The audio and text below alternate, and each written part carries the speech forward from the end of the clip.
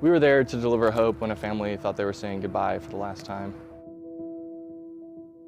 We were expecting to go home. I had called back to see if we can get a different routing because back home there was some weather. You actually need to go to Ramstein and you need to file your own flight plan to get there because we have an aeromedical evacuation that you need to do there. Simultaneously, we were getting our stuff to the aircraft to care for this patient, and the CCAT team was going to the hospital to package the patient and bring them to the aircraft. This patient's whole family came on to say goodbyes. It might be the last time that they get to see their son and their brother. There were multiple things going on with this patient. The patient was on a portable dialysis machine. The patient had 7 gunshot wounds to multiple areas of the body, and one wound in particular on the patient's hip was the one that was kind of giving us trouble and was having a bit more bleeding than we were comfortable with.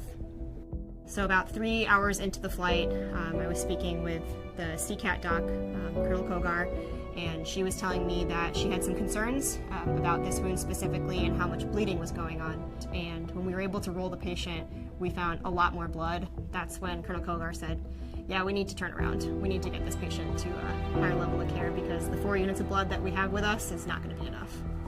The loadmasters and crew chief got involved in helping apply pressure and doing whatever the medical team needed them to help with.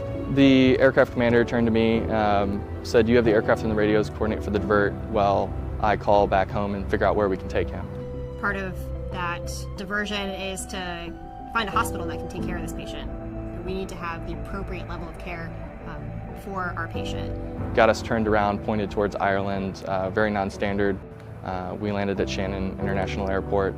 They said the fog had rolled in. It was pretty thick. We had to land Cat 2 ILS to minimums. It's a little bit unnerving when you're in the back with this critical patient and you're trying to stay calm for everyone. So we got the 2 experienced pilots in the seat. They ended up landing the aircraft, one of which had landed in Cat 2 minimums before. And I just remember sitting in the back and someone saying, "Where's the runway?"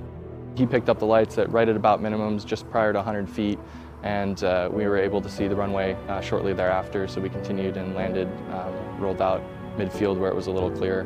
When the ramp opened in the back of the C-17, there were tons of vehicles with lights. We made sure from my team's aspect that the CCAT team and the patient and the family members were appropriately situated and off to the hospital because that's where they needed to be, and then we just kind of did a little bit of a debrief with the front end and made a game plan for the next day. The whole crew thought we'll do whatever, we'll wait as long as we need to get him back. Being the person that is getting our service members back home safely when they need medical care, and also seeing their family and their reaction and the tears, it was definitely motivation to do the best job we can all the time, every day.